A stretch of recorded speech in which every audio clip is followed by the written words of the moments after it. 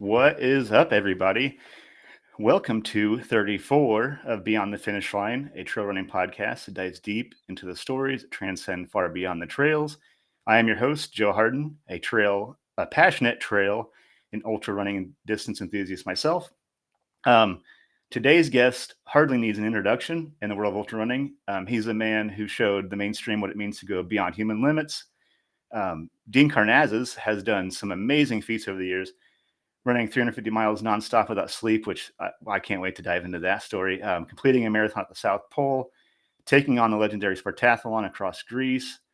He's a New York Times best-selling author, which phenomenal books, adventurer, philanthropist, and perhaps the single biggest ambassador our sport has ever had. Known to many as Ultra Marathon Man, Dean Karnazes has inspired millions to lace up their shoes, including myself, and chase big goals. From Badwater 135 in Death Valley to 50 marathons in 50 states in 50 days, which I probably am like 100 of those views on that YouTube documentary. His resume isn't just a list of accomplishments. It's a blueprint for testing what's possible. Real quick, before we bring forward for the chat, I just want to say, friends of the pod, your support means everything to me and everybody else at the Everyday Athlete Podcast Network. So do us a huge favor. Wherever you get your podcast, hit subscribe, rate, review, share with your friends. It costs $0 to share and rate our show, and it does great things for our algorithm and helps us get the word out to everybody else. Also, cool thing about Spotify, you can go in there and you can go in now and comment on the podcast, which I love. It's like a cool way to keep the conversation going after the pod has aired. Something I really, really love. So yeah, do us that huge favor. I'm beyond excited to welcome Dean to the show. So without further ado, let's bring Dean forward for this great conversation. What's up, Dean? Did I embellish well? I told you, you did a wonderful job. Excellent. Yeah. I was admiring this guy you're introducing. Right. Like, who is this awesome guy? Yeah, I want to meet this guy. He sounds amazing. That's cool. Yeah, like I said, it's an honor to have you on. Early on in my running journey, I, went down the YouTube rabbit hole when I first started lacing up, and 50 marathons in 50 days in 50 states was huge in the beginning of my journey. So when you messaged me back and said to be in the show, I was like, I'm really excited. So before we get in the show, I just want to say that documentary was a huge deal to me. I know a lot of people. Ultra Marathon Man was a huge deal for a lot of us in our early running journey. So just as a thank you, that book really inspired a lot of people. But without further ado, I guess let's just jump into the show here, and let's, like I kind of do with every guest, like, who is Dean Karnazes? I know that's a big question, but introduce yourself. Yeah, I think I'm just a runner and a trail runner mostly, but just like every other runner out there, I put one foot in front of the other at an accelerated rate and try to get to the finish line. I've been doing these ultra marathons since 1992, so I'm old, but I still love it just as much now as I did when I first started. Heck yeah. So, before you weren't always the ultra marathon man, right? So, I guess if you would, before that, like, how did you get into running? Like, tell us a bit about your running journey. Like, what first drew you to running? Yeah, I mean, my earliest childhood recollections are running home from kindergarten. So I very distinctly remember sitting in the class, waiting for the bell to ring. And when the bell rang, I just remember dashing out of the class and running back to our house. It was safe to do it back then. This was LA, in the 60s. So it was pretty cool to do that. My parents were kind of hippies. I don't think anyone ever told me no. I don't ever think anyone said come home and the lights are on, any of that stuff. So I would just love to wander and explore the world through running. I ran competitively when I was in high school as a freshman, and we won the cross country championships. And I said, okay, that's a good way to end my running career. It's like I'll never get any further than this. And so I hung up my running shoes at 15. Fast forward 15 years, and I'm in a bar in San Francisco, doing what a lot of us do on our 30th birthday. I'm celebrating with my buddies, and we're getting progressively drunker and drunker. And at midnight, I told them I was leaving, and they said, hold it. The night is young. Let's have another round of tequila to celebrate your 30th birthday. And I said, no, I'm going to run 30 miles instead to celebrate my 30th birthday. And they looked at me and said, but you're not a runner. You're drunk. I said, I am, but I'm still going to do it. So I literally, I walked out of this bar in San Francisco. I didn't even own running gear at the time, but I had on these comfortable silk underwear, these, like silk boxer shorts. And I remember peeling off my pants and throwing them down the alleyway and just stumbling into the darkness, knowing that a town called Half Moon Bay was 30 miles away. And somehow I made it. I mean, I say I ran, but I wasn't really running. I was, hobbling and shuffling and doing everything I could, walking a lot to get there. But I ran 30 miles that night after not having ran for the previous 15 years, and I loved it. I remember the alcohol started wearing off, and I thought, what the hell am I doing? This is ridiculous. But I remember looking up and seeing the stars, and it was like God spoke to me. And if you've run an ultra marathon, like a 100 miler, you've probably run all night, and you know exactly what I'm talking about. You're on a mountain somewhere, and you look up and you see the stars, and you're kind of at one with the universe. And I decided that at that moment, like, hey, I love this more than anything in the world. I'm going to become a runner. I'm going to make this my life, and that was 30 years ago. Oh, I love that. Mm. Yeah, I remember that same moment, like looking at the stars. It's like it puts like so many things in perspective. It's amazing how when you realize it kind of humbles you, like how insignificant you kind of are in comparison, to like what you're seeing. It's a quite an experience to see that. Yeah. S- So Well, I I mean, couldn't even. dude, have you run a 100 miler? Let me interview you a little bit. I mean, I know you've done a lot, but have you run a 100 miler? So or 200 miler, or have you run multiple days? Have you run all night? Yeah, I have the farthest I've been so far is just over 100K. I keep trying these 100 milers unsuccessfully, but I went ahead and I got like tired of DNF and 100 milers. So I doubled down and decided to go for Vol State in July. So I'll get some more. Do have some multi-day experience with doing like the 4x4x48 stuff, but I still haven't got a buckle yet. It's something that's I keep chasing, but like everything that I do, I don't want to do like a little bit of it. So it's like, well, I failed at 100 miles, so surely I should sign up for 314 miles. It made sense at the time, Of but course. The way the ultramarathoners think is it's right, corrupted. yeah, Yeah. yeah, I love that. It made complete sense when I put my name in the wait list, but but I'm Yeah. pretty excited. I'm pretty excited to get some more multi-day experience under my belt. Um, so yeah, before that 30 miles, and even um, now, could you have ever imagined like doing what you do now, like running all these multi days and I mentioned the 300 plus miles nonstop. Could you like when you were in the act of doing that stuff? Have you ever thought back to who you were before you did this 30-mile run? Like, you just like in awe of what you can accomplish. Yeah, I mean, I kept like blowing my own mind, if you will. I remember I started so after the 30-mile run, I that all night run, I started running, and I was running maybe 6 or 7 miles a day, and I prided myself that no one passed me. Like I was always passing people. I thought I was a badass. Hey, I'm like this top runner, and then one day I was running back to my house. I lived in San Francisco at the time, and if you know San Francisco, no matter where you live, you got to climb a hill to get home. So I'm climbing up this hill to get back to my house, and these two guys passed me as though I was standing still. It was like they were another species of human. I couldn't believe it, and they had packs on, and they just left me choking on their dust and just disappeared over the top of the ridge. And I thought, who are these guys? I really wanted to talk to them, but I thought I'll never see them again. But I got up to the top, and there's these two guys, and what are they doing? They're doing burpees, and I'm like, all right, I'm going to talk to these guys. So I said to them, hey, what are you guys doing? They said, oh, we're training. I said, for what? And one guy said, for a race. I said, oh, is it like a long race? He's like, it's 50 miles. And I said, hold it, 50, like how many days? Where are the hotels? Where?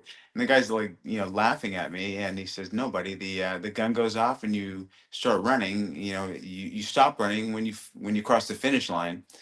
And they both looked at me and said, if you cross the finish line, it kind of saying to me like, there's no way you'll ever cross the finish line. And then they just, I said, what's the name of it? And they said, it's the Gibson Ranch 50. And they turned around and ran off. And this is way before the internet or anything like that. So I remember going to the library and looking up, on microfiche. Yeah, remember the microfiche and like the Dewey Decimal System? And I Yeah, found this yeah. race. I found the registration. I printed it out. I sent it, a physical letter with a check in there, and to pay for the entry fee, which I think was like 25 dollars banner.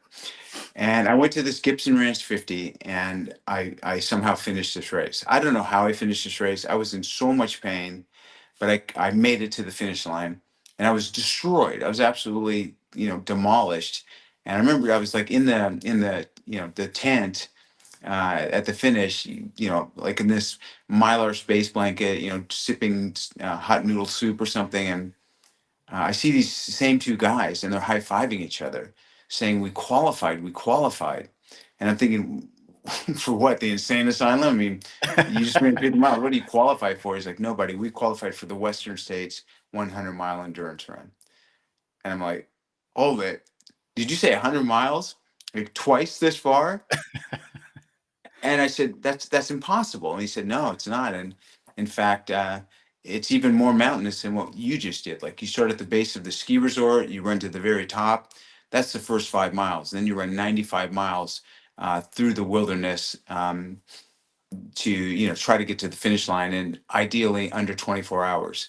And I said, "Holy, you run for 24 hours?" I said, "How do you see?" He said, "You put a headlamp on." I said, where do you eat? He said, "You eat while you run." He said, "You cross a river in the middle of the night." And I could not wrap my head around it. And the last thing they said when they were leaving is, "Hey, buddy, you qualified as well." And when they said that, I'm like, okay, I will never live down this moment if I don't do this race. Like I'll remember this for the rest of my life. Like I qualified, but I never stepped up to the plate and attempted to run this 100-mile race. So I entered the Western States 100, and that was my first 100-miler, and that was 1994. Oh, wow. And then I started doing further and further races, and I ran Badwater the next year. And then back then, there were no 200-mile races. I mean, now there's a lot of 200-mile races, even further. Yeah. But I found this 200-mile 12-person relay race, and I asked the race director, "Hey, can I just do it by myself?" He's like, "You're crazy. You want to run all 200 miles?"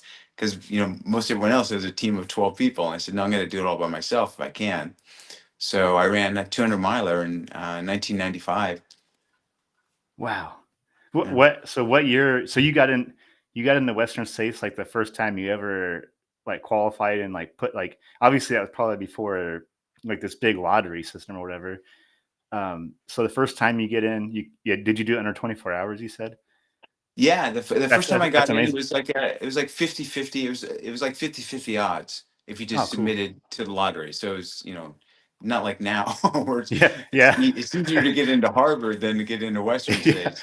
Yeah. Yeah, like a Yeah. couple of years ago, a buddy of mine had, had a significant amount of tickets, and we were like looking up his odds, and it's like still like your odds of being struck by lightning are almost the same as getting into Western States. So that's so cool that, Yeah. yeah, that race has probably changed. The landscape of that race has probably changed a lot since you first ran it.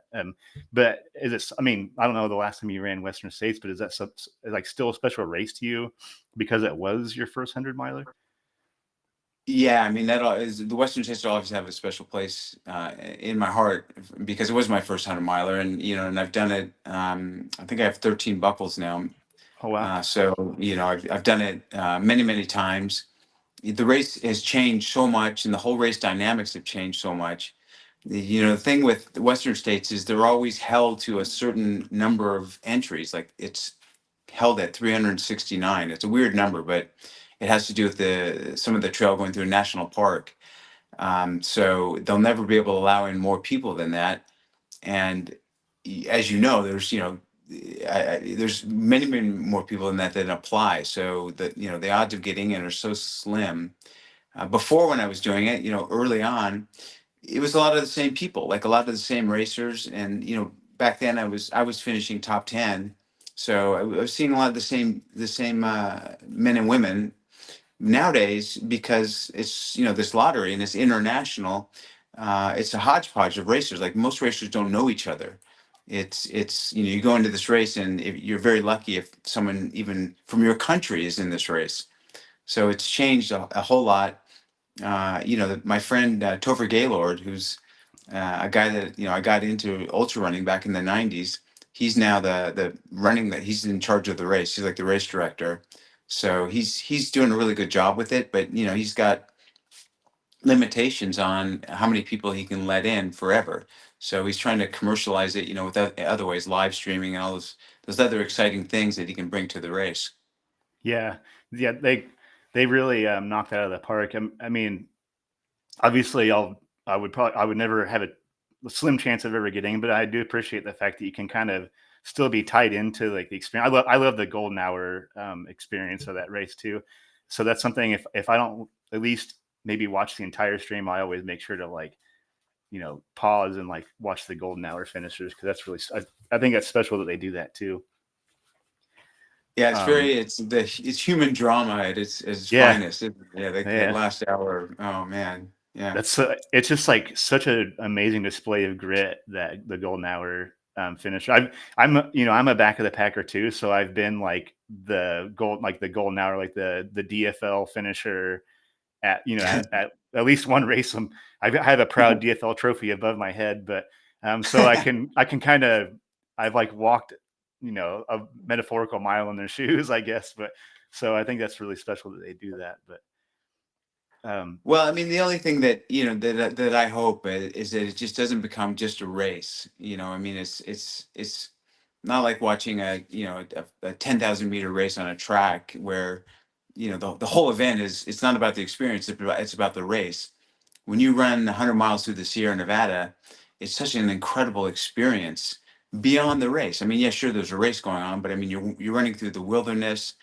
It's wild and untamed country still, and I hope some of the racers appreciate that, because nowadays there's so much pressure on finishing, because if you got in, yeah, this could be your one chance. Like, you got to get in, and then the live stream, it tends to focus on the front runners, but like you said, that golden hour really brings it to life. But what you miss, I think, along the way is those incredible vistas, in the Sierra Nevada, crossing the river, all the kind of beauty of the wilderness and the ruggedness of wilderness that gets lost a little bit, when it turns into just a race.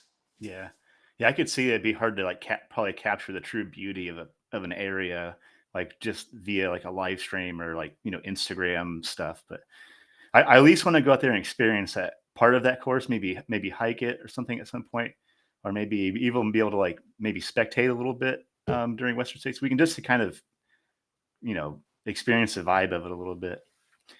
Um, but going back to kind of what I asked with like how like Western States has changed over time, I kind of want to know um, your personal experience with like running and trail running and like ultra running. Like what does it mean to you today, in comparison to like what it meant to you when you first started, like your first Western States? Like how has that like relationship developed with how you feel about the sport? Well, I mean, the sport has certainly gone more mainstream. It's also democratized a whole lot. I mean, originally when I got into it, it was mostly men, and it was mostly obscure sport, not very well known, not very well understood by the general public. Maybe thanks to my book, or maybe not thanks to my book, it became more widely known. I mean, Yeah, ultramarathoning is now kind of part of the everyday lexicon for many people. And, when you hear about an ultramarathon, it's not so obscure. So, having more women in the sport, I think, is great. And the women are kicking ass. I mean, let's face it, the yeah, women are. almost they are the equals of men in the sport, which is rare in any sport. And they bring a whole new element of excitement, and and I think again, it's more democratic. You have people now of different ethnic groups, different religions, and it's great. And it's not just in the U.S. I mean, I think we lose track in the U.S. We think it's just a phenomenon happening here, but it's global. I mean, I travel all over, and Asia, it's booming. Australia, it's booming. South America, it's booming. Europe, it's booming. So trail running just become a really popular pastime beyond just racing, and it's become a culture and a lifestyle, as you know. I mean, once you start trail running and ultra running, it becomes like your identity, right? And it's Yeah. like a tribe. It's like a tribe. We all speak the same language, and I try not to lose track of that because I gave a lot of talks to like business executives, and we talk about running 50 miles just like no big deal, right? Oh yeah, I just ran a 50 miler last weekend. It still blows people's mind that there's a race beyond a marathon. So yeah, I try to keep it all in perspective.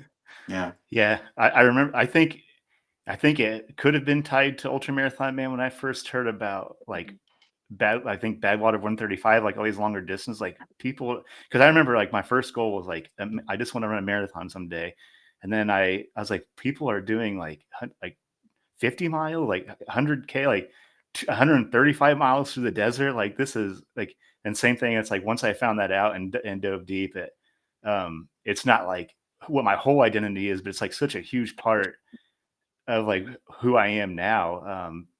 So absolutely, it's like once you get in your blood, you can't shake it. It's like I think even if I couldn't run, and maybe, and I'll ask you this question: let's say for whatever reason you couldn't run anymore. Like I'm assuming you'd probably still be like a huge part of this community. I couldn't imagine not running Yeah, right. anymore. I know. Yeah. I felt like I mean, I still, like. yeah. Yeah, go ahead. You My gonna say? problem is I still race too much. Like this year, I'm so beat up right now. I've done so many ultras this year and so many races. It's, and I wasn't planning. I thought maybe this year I'll kind of cruise through it and relax, but I'm still going. I'm still going at it really hard. I've changed. I've certainly changed the way I run. One thing I've become a big advocate for recently is poles, and I never Oh used to yeah. use poles, and now. I mean, I love my poles. It's almost like a different form of running. So I've really developed my upper body to use poles, and that's kind of added some, a new dimension to my running. So I'm training differently. I'm not doing as much base mileage as I used to, but I'm doing higher quality training with like a lot of interval training and nose Yeah. breathing, kind of like forced hypoxia. Okay. So, I'm putting less impact on my legs, but still getting the cardiovascular benefits. Oh yeah, yeah. Poles, like I did my first few ultras with that poles. I don't know why there was like a stigma Mm. behind it for some reason, but absolute game changer for sure. It just took me a while to get like the first time I used poles for like 100K, it just wrecked my shoulders. So I've learned to like kind of train more for using poles. But yeah, absolutely, yeah, huge game changer. And I think it's just a better all around workout too when you use Yeah, poles. So, yeah. yeah, 100%. My only problem is like the first few times I like did ultras with poles, like my problem was like getting him out of my own way. So I took a few Oh, spills because of poles. yeah, Luckily, yeah, there's no no, one around yeah, to see it. So yeah. You gotta know how to use them. Yeah, yeah. so I guess I want to double back to your like your early journey into running. So you said like you said you ran in school, right? But I guess I want to know like when did your shift go to trails? I guess that's really what I want to know is like when did that moment happen for you? Like I know you mentioned the run, the guys were rucking, but what led you to trail running? When I ran when I was a kid, there really wasn't a distinction between trail running and road running. It was just running. Because I Just running. remember, yeah, when I was in cross country, when I was in high school, we used to run on roads to trails, then run on the trail, then run on the road back to the school. And we never really said, oh, we were trail running, even though we were trail running.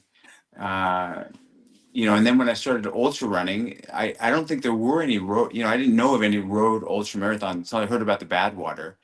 But I heard about the Western States was like, it was such a big thing in the small ultra running community, and it was all on trails.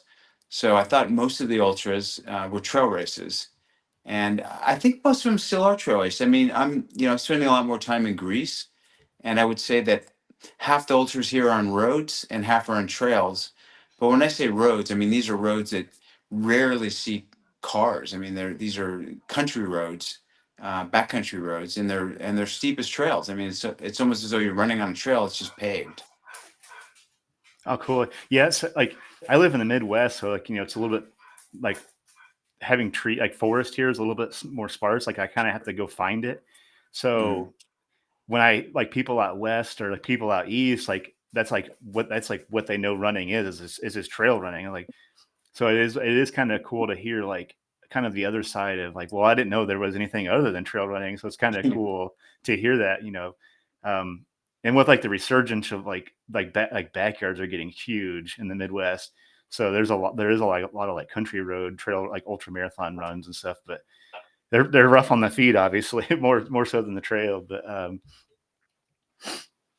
so Yeah, I mean, I literally just ran a 6 day race, and it was mostly on the trails, but some on the road as well. I wore trail shoes, but I would say 20%, maybe 30% was on paved road. And I look forward to the trail sections. yeah, Although yeah, it is easier to bomb the downhills when you don't have to worry about rocks. yeah. Don't have to worry Yeah, about rocks and roots. yeah. Yeah. So okay, all right. What do you think? What do you think all this has taught you? Like all these accomplishments. Like, of course, I want to dive into bad water at some point soon because I think that's one of the most unique things I've ever heard of. And I was just re-listening to your interview with Rich Roll, like your most Mm. recent interview with Rich Roll, and you talked a little bit about bad water. But what do you think? Like ultra running has taught you about life and like resilience and like taking risk. Um, I guess I'm just curious about your perspective on those things. Yeah, I mean, ultra running teaches you so many lessons that translate to life. And I mean, one is, you know, the the know-how that you can somehow keep going when you think you can't.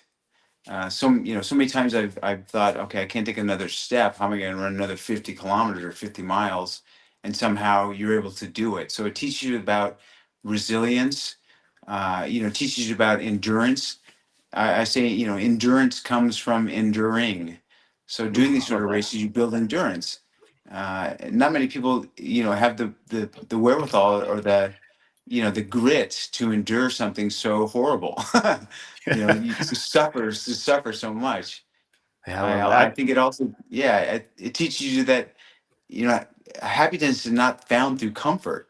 We I think we have it wrong in the Western world. We thought, if we have every convenience, every comfort available to us, we're going to be happy, and we're so comfortable we're miserable.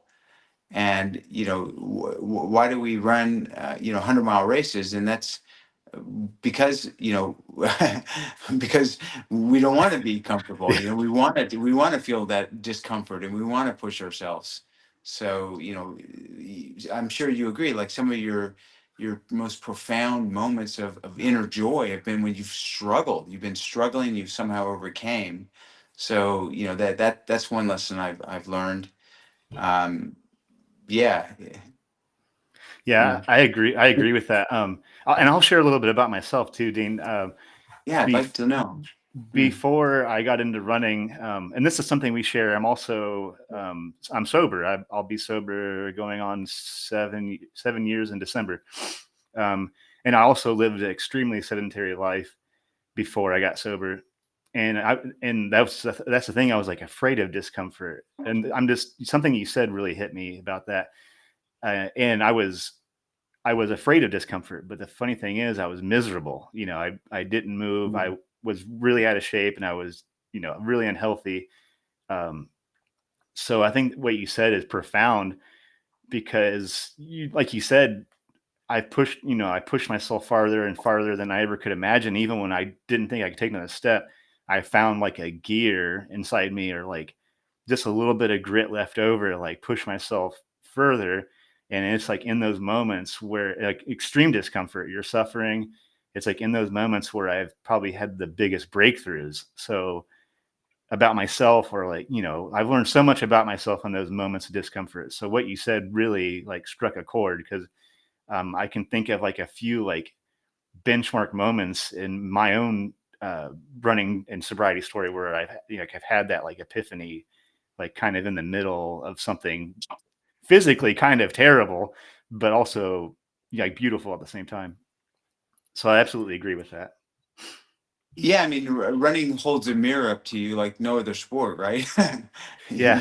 You see what you're made of. I mean, and there's no hiding from it. You know whether you're going to wimp out and say I'm going to I'm going to drop, or I'm going to push through it. I mean, you know where that point is, and we've certainly both had our share of DNFs, and we know how that haunts us, and we know how we learn a lot from the DNFs, right? We Oh reflect God. on Yeah. why did I DNF.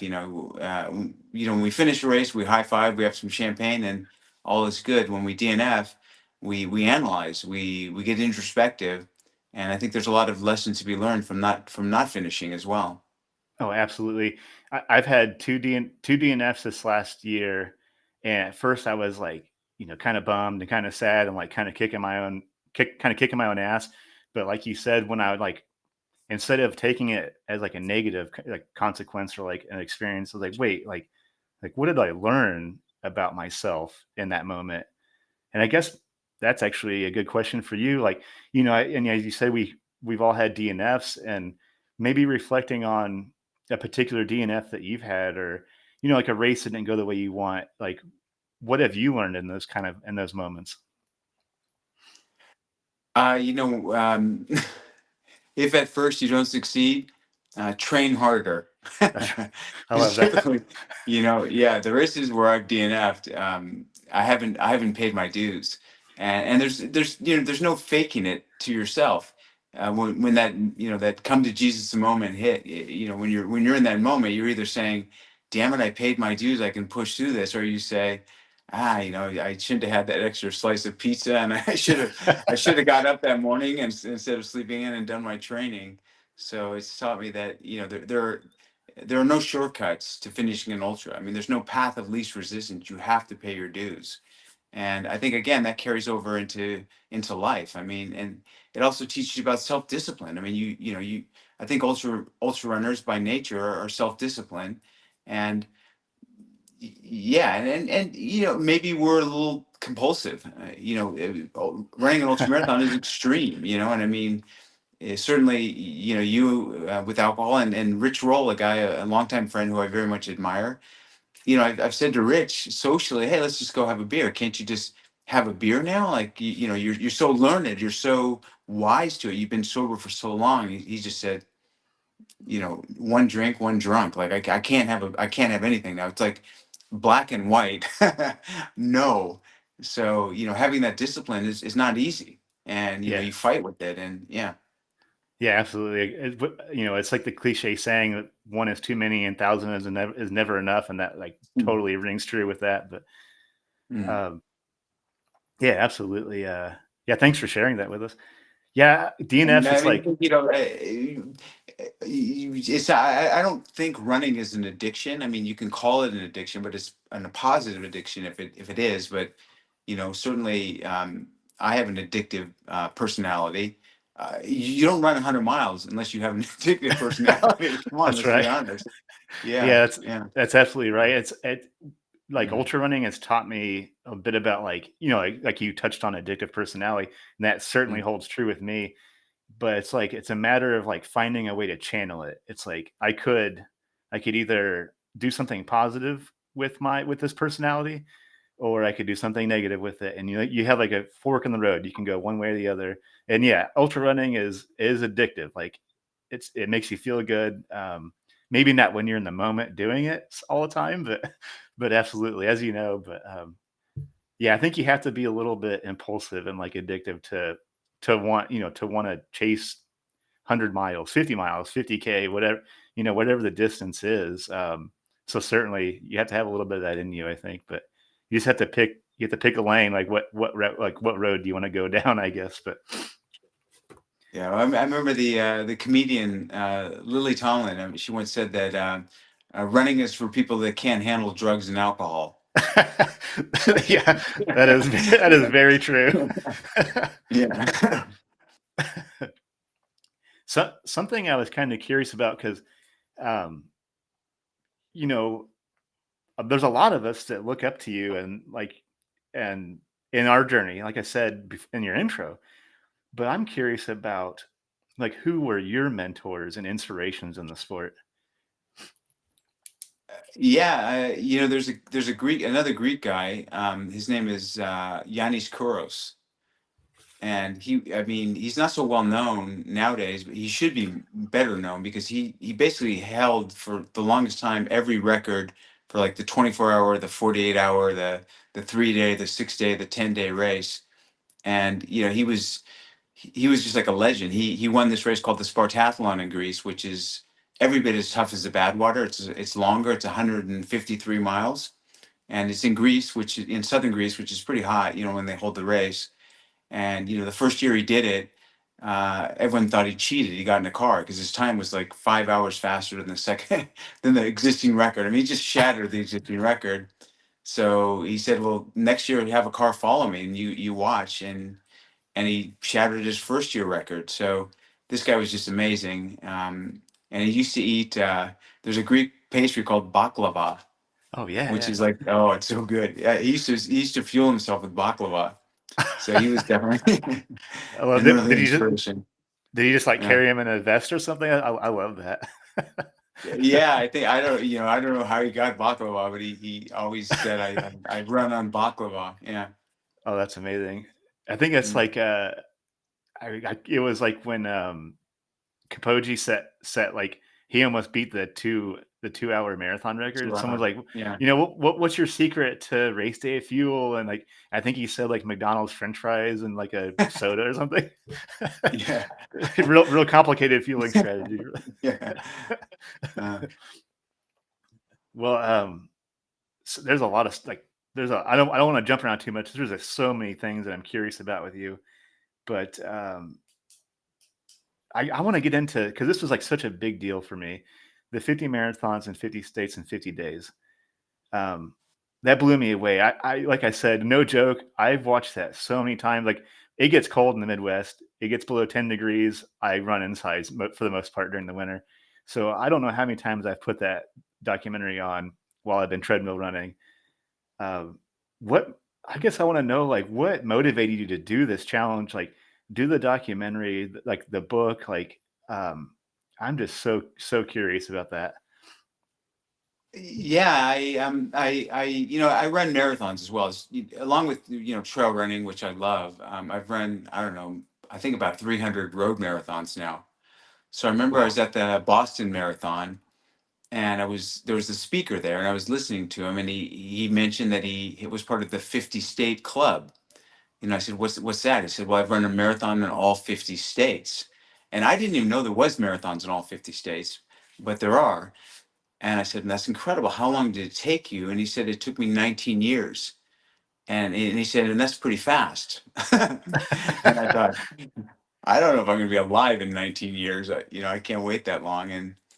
And I thought, I just wonder if an ultra marathoner could do all 50 in 50 days.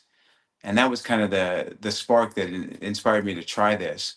And then, I had this great sponsor back then, the North Face, for trail running. I mean, the North Face is a trail company, and I worked with them to develop a line of trail running shoes. This is when I told people I'm designing some trail running shoes. And they said, "Oh, really? People are going to make shoes just for trail running?" Imagine that. Now there's like, yeah, like, really trail running shoes just to run on trails. But anyway, I submitted to them what's called an expedition proposal. So all of the North Face athletes every year sent in a proposal for an expedition. I was the only runner. Everyone else was mountain climbers, and so there's like expedition proposals for climbing, the north face of Everest, K2, whatever. My expedition proposal, I said, expedition doesn't have to be on a mountain. It can be urban. It can be anywhere. My expedition proposal is run 50 marathons in 50 states in 50 days. And the vice president of marketing just thought, wow, that's a great idea. And he got behind it. So we worked with the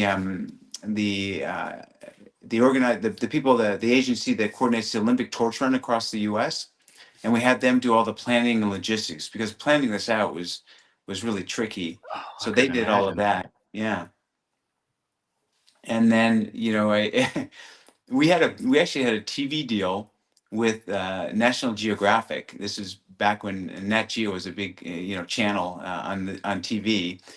And like 2 days before this was supposed to, I was supposed to start, Nat Geo, the CEO, said, "No, we got to pull out. I don't think this guy's gonna make it." He's like, "We can't sell programming for 50 days," and he dies like day 10. Then what are we gonna do? So the guy who made the video that you're watching, just was this like an independent young film producer, and he said, "Hey, can I do something with can I come film it?" And so I said, "Yeah, let's do it." And I think what he produced was really great. I mean, that was his first kind of feature documentary, and I think he did a really good job. Yeah, it's phenomenal. Like, I was curious. I couldn't find this information, but you ran in Indiana. And I was just like, where? Like, that area looks so familiar. Was Ah, that? Were you? Where did you run at in Indiana? I could not find the information like yeah, anywhere. no, it's in my book. I'm trying to remember. It was a Yeah, trail race. It was a it trail wasn't race. A trail race. I remember that, okay because and it I was mean, tough. I think it it, was like one of the toughest marathons. It was yeah, Southern Indiana, but I can't remember specifically the name of the trail. yeah. I was like trying to like I was like trying to rewatch that part of the documentary, like because it looks so much like Yellowwood State Park, but I couldn't tell or it look definitely looks like Brown County area. So I was like, yeah, that's we have tough trails down there, like really tough trails down there. So yeah, I was like trying to dig. I was like, where is this? And but yeah, it's so I cool. remember it was a cold day. It was cold and kind of drizzly and rainy, but it was Yeah. a great trail. And yeah. So I wrote a book as well. It's just called 50/50, and I can look it up afterward. I'll let you know, because every single, like, the start time, the finish time, how many other runners joined me, all of it is in the book. So I can just go to Okay. Indiana and tell you which one it was. Oh, cool. Yeah, I should have dug a little bit deeper there, but I was just like, oh, look, because like it looks familiar, and I go down Southern Indiana quite a bit and run a lot of trails down there. So of course, all of our trails look about the same, but down there, but really tough trails, too. Beautiful trails. Yeah, yeah. And when you say to me the Midwest, usually I think of just flat prairie land, but no, not at all. Really nice Yeah, trails. Yeah. yeah, there's been a few times that I had buddies come down from like Chicago and run Mm. stuff and like around the Knobstone Trail area and like Jackson County State Park and like Brown County. And they're just like, I cannot believe this is not the Indiana that I thought it was going to be. And like, I was like, yeah, it gets tough. Like our trails are really technical, like punchy, like the roots are Rooted down. I remember unbelievable. that. Yeah, roots. Yeah, yeah. Very technical. Yeah. So my question, in regards to like how your running has evolved over the years, and I guess I'm curious now, like what lights your fire the most these days? Like obviously you still like you still do road stuff, so you're still doing some shorter, I guess short, if you want to call a marathon short, like shorter, fast stuff. Like you've done a lot of like the long, arduous stuff. You've done mountain stuff. You've done desert stuff, like Badwater or whatever you've done. What do you think out of all those different like facets of running? What still lights your fire like the most out of all those? Now what I really enjoy is like run touring. So, again, mostly in Europe, in Greece specifically. I'm 100% Greek, and I'm spending a lot more time in Greece nowadays, which has great trail running, but they also have like a network of like small backcountry roads that go through all these little Greek villages. Ooh, And, like just doing a 1 or 2 day run, through these villages, stopping, eating food along the way, having some baklava, having a Greek coffee if you want, and just running, and keep going, and maybe run not so far, maybe 50, 60 kilometers, but it's more of an experience and an adventure, and it's not a race. So it's there's no you don't have the clock running constantly. You don't have to watch your watch to see what your pace is and all of that. And I really enjoy that. It's kind of like my retirement. But but that said, I'm looking forward to the Athens marathons coming up.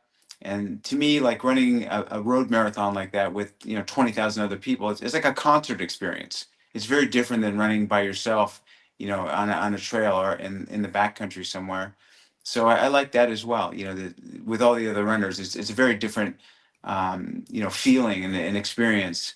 I just did. I told you I just did a 6-day race here in Greece, and it was camping out every night. So we stayed in tents every night.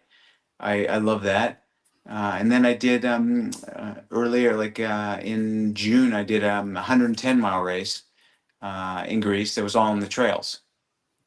That sounds fun. Like that's what's got me really fired up about doing a multi-day thing. Like the idea of like you're just kind of touring from town to town to town.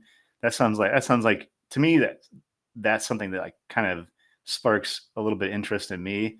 It like outside of like a normal race where you have like the conventional like cutoffs and like aid station and like all that stuff. So yeah, I could certainly see how like a touring run would be like more of like a cup filler, I guess, than like a conventional like pinning a bib on and having to worry about yeah, like doing aid station math and all that stuff. So I could definitely see that being a cool and like a different experience too. Um, Yeah, so, I think a lot of runners are doing, even with trail running. Like there's an organization called Run the Alps, and they just do like tours of the Alps that are not races. They're there's daily runs scheduled, and then you come in, you eat with the group, and it's completely different than a race. yeah, I love that. Like a is it like a more like laid back like stage race, I guess, kind of yeah. Yeah, I It's love not that. like you have a certain, like, you might run 14 or 15 miles a day, but there's no, they don't keep your time. I mean, you can certainly post on Strava if you want, but like there's no, they don't give you, I think they give you like a finishing certificate just because you did it, but it's not like you're timed and there's a winner or anything like that. Yeah.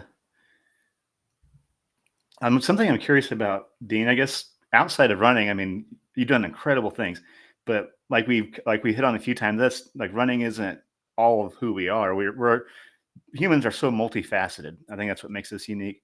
So I guess my question is what fills your cup outside of running? Like what brings you like happiness and joy that's maybe not running related?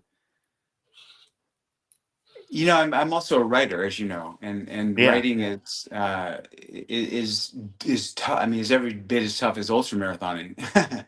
So I really enjoy writing and reading. So I'm getting another degree in classical studies. Oh, cool. So I've like one of the foremost experts on the history of the marathon. So I've studied that extensively. I've read the ancient literature starting in 490 BC, and I really like classical studies. So learning about ancient Persia, mostly ancient Greece, the characters that were involved and the thoughts they had. Socrates, Plato, all the names you probably know, Aristotle. I also love Homer, like the Iliad and the Odyssey, One which, of, one of my favorite books, by the way. Go oh, ahead. right on. Okay, yeah. I mean, so I've done a lot of research on the play on Troy, and and the places, Messini and Sparta I've been to. So I'm really enjoying the delving into the history as well. Yeah, kind of. Would you call yourself like a student of life? Like you just have to be always learning something? Yeah, I mean, I don't have to force myself to want to learn something. I'm Yeah, just curious. I think, yeah, yeah, I mean, I've always been a very curious person, and I think curiosity is the greatest quality anyone can have. yeah. I think I would have to say that 99% of things I do are because I'm just like driven by curiosity. Like if I see something I don't understand, I'm just like, okay, like I have to know something. Like maybe I don't have to master this thing, but I need to know something about a little bit of everything. That's kind of what's gotten me. Um, maybe not always in the best positions, but it's got me where I'm at now. Just Yeah. something I've got on my bucket list too is writing a book. I'd like to publish a coffee table book someday. So yeah, also writing's kind of become a big part of my life. I try to do my best to submit articles as I can for this platform, runtrimag.com. But so it's been on my list to write a book. You're ultra marathon man being a huge inspiration behind that because like I said, that's been that sparked a lot of our journey, a lot of people that I know's journey. So And that um, was that wasn't my intention, actually. yeah, I'm like you. I wanted to write a book. Like, it was something I had on my bucket list. I wanted, go skydiving, swim with sharks, write a yeah, book. I was surprised as anyone about the success of that book. I never anticipated it at all. I just thought I'd write a book and say, okay, I wrote a book. And yeah. yeah, And the title was, a reporter wrote a story, and she titled it "Ultra Marathon Man." The title of this story that she was like for the San Francisco Chronicle, and my publisher said, "Oh, we gotta call your book Ultra Marathon Man," and I cringed when I heard that. I'm like, "No, no, I'm not. Come on, who can live with that? It's ridiculous. Like, I'm not that kind of guy. Like, I'm not this brazen. I'm Ultra Marathon Man." And he just convinced me. He said, "No, it's a great title." And so we went with it. But even now, when people call me, like my dad calls me all the time, "Hey, ultra marathon man," I'm just like, "Dad, shut up, please, please." now I feel bad for putting that. Now I feel bad for putting that in the intro, but it's just like, but yeah, I can see how that, how like something like if somebody says something about me, I'm like, ooh, but you earned the hell out of it, man. Like so how did it? You said that it was never your intention for that book to be so big, but when did it dawn on you? Like, holy cow! Like this is landing. Like how did that make you feel? I mean, it's still landing. So I mean, I was at a 100 miler a few months ago with a buddy of mine. He had a copy of your book in his pack. Like how does that make you feel to know that's still landing? It landed and it's still landing, I guess. I mean, I think that it makes me feel good because I think that the themes I discuss in there are, they're universal themes. It transcends time, and so the messages and the things I say in there, you can relate. If you're an ultra marathon, it doesn't matter if you're, at the end of your career or just starting out. It's still really profound and powerful. Yeah, and I wrote my last book is called A Runner's High, and it's somewhat of a sequel to Ultra Marathon Man. So it talks about my career over the 30-year journey and how things have changed, how I've changed, and it's interesting as well. I think a lot of people think that's a better book, Runner's High. It's not as popular because your first book is typically always your most popular book, but it's a good follow up if you want to another good read. There's some Yeah. good material. I think I'm a better writer now than I was when I wrote Ultra Marathon Man. Yeah, like Ultra Marathon Man was like my introduction, and then I felt like as I got more involved in the sport, like a runner's high was something that like struck with me as I was I'm still developing my relationship with like ultra distance running. So certainly, yeah, those two books have just like have been like on my rotation. It's like about once a year, I have to like pick one of those two and like re-listen to. It. I'm like, all right, like so you've accompanied me on many miles, not always pretty miles, Yeah. but a lot of miles. Yeah. Well, I mean, you bring up another. You said something that is really poignant, and that is you've listened to me, so I've been a voice along with you on a lot of runs, and that's I think why people feel such an intimate connection with me. Like when I go to a race and someone sees me, they're like, "Oh my God!" Like because they feel like I'm their friend, like I've been their Yeah, companion because they listen to my audiobooks.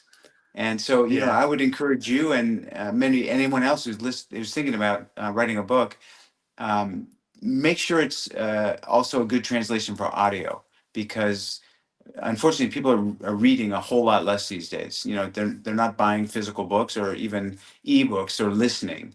So, make sure that your sentence structure is somewhat lyrical, because most likely someone's going to listen to it versus reading it. Yeah, to your point, it's like I feel like I already know you. It's like wow, you know, I've been hearing this guy tell me stories for a couple of years now. So yeah, and guess what? You're just as cool in real life. I just want to add that to Uh, that sentence. But um, well, I would say let's go grab a beer, but I know let's yeah, go grab a non-alcoholic. Let's go grab a yeah, coffee or so. go grab Kombucha. We'll get a a kombucha. kombucha. Yeah, I was gonna say yeah, kombucha. Yeah, yeah, that'd be yeah. cool. Um, so what's something that's still on your bucket list? Like you said, like yeah, what's something that's still firing you up that you haven't maybe achieved or like you want to achieve? I don't want to say bucket list, but what's something that's kind of like on the horizon that you're still wanting to conquer? Well, one of my friends, another ultra marathoner, Charlie Engel, who I've known for a long time. We're about the same age. He had this wild idea of kind of emulating what the Badwater ultramarathon is, which the Badwater is from the lowest point in the Western Hemisphere, which is Badwater, to the top of Mount Whitney, which is the highest point in the contiguous U.S. He said, let's do that on a global scale. Let's run from the lowest point on Earth to the highest point on Earth. Oh So wow. that's what we've been planning. It's had fits and starts, but you know the highest point on Earth. It's not a trick question. It's Mount Everest. The Yeah, lowest yeah. point on Earth is the Dead Sea in Jordan. So Okay. starting in Jordan and running, not running up to the top of Everest, obviously, running hopefully to base camp or trekking to base camp, and then getting to the top of Everest. So that's in the works. Maybe That, 2027. Yeah. that's exciting. I can't wait to see that unfold, but that's cool. both of us Wow. both of us are gonna be on crutches by then, but we're gonna Yeah. we're gonna Yeah. keep trying. Yeah. If I can survive Vol State and I'm not on crutches, I'll be happy. But Yeah, come true. Yeah, you're on the oh, that'd record be for great. saying that. Yeah, Yeah. yeah. I'd be totally down for that. Well, I love that you're still chasing goals. Like, that gets me excited. Uh, I don't want to take up too much of your time, Dean, but I guess I want to. If some, I want some closing advice. I'm going to ask a music question real quick. I have to ask a music question because I see you have earbuds in some of your Instagram stuff. So I'm going to ask a music question. But for someone who's listening, who wants to step out of their comfort zone, whether it's running or life, whatever that entails, what's one piece of advice you would like to leave with somebody? It's if failure doesn't stop people, it's the fear of failure. Ooh, So yeah, I love that. S- you sign up for a marathon. Maybe if you're not in shape at all, maybe 9 months down the road, do it for a cause. So you're going to be fundraising. So you're asking people for money. They're donating. Tell your friends, your family about it. There's a lot of peer pressure on you then, and do whatever it takes. Train with other people if you're an extrovert and you like that motivation of knowing you got to show up at 7 a.m. on Thursday and Saturday morning for the group run, or train by yourself if you're an introvert. But sign up and do it. You're going to be accountable to others as well as to yourself, and it teaches you a lot. Yeah, I love that. Yeah, absolutely. And something, my last question for you: if you're running and you have music in, or like let's say you're training in your home gym, what's something that's been on your playlist lately? I host a music podcast too, and I love asking everyone music questions. Ah, well, I'm a like an old school guy, like indie and new wave. So like Joy Division. I don't know if you know Joy Division. I mean, Oh, yeah, yeah, they're an old standby. The cool. Pixies. Yeah, X. Yeah, You I like that. the Pixies? Yeah, I'm a yeah. huge Pixies fan, by the way. Uh, Cool. Yeah. okay. I'll add some of the. We have like a community playlist, so I'll add a couple. I'll pick some Pixie songs and Joy Division songs, and I'll add those to the playlist. That'll be Dean's songs on the list. So cool. Um, You'll, they'll know I'm an old man when they hear that, but it's okay. oh, Yeah. I love the Pixies. I still listen to the Mm, Pixies. Well, Dean, mm. I appreciate the hell out of your time today. Like I said, it's an honor having you on. Um, yeah, I could go on and on forever about how big of a deal this was for you to say yes to my podcast. So I certainly appreciate your time. I didn't get through half of the questions that I wanted to ask you because this was an amazing conversation. So I'll have to have you on back down the road. Maybe we can actually talk about some of these races that you've done, or maybe offline sometime, because I'm ever curious about your journey and what you're still going after, and I love that. So I just really appreciate your time today and for coming on the show and sharing your time with us. I enjoyed it as well, and I look forward to round two. Let's both keep going Heck strong. yeah, Yeah, yeah. cool. All right. Well, thank you everybody for tuning in. This has been a great chat. So, yeah, give Dean, if you don't know who Dean is, then yeah, give him a follow. He will inspire the hell out of you. Great author. Um, yeah, just a great chat. So thank you, Dean. Appreciate it.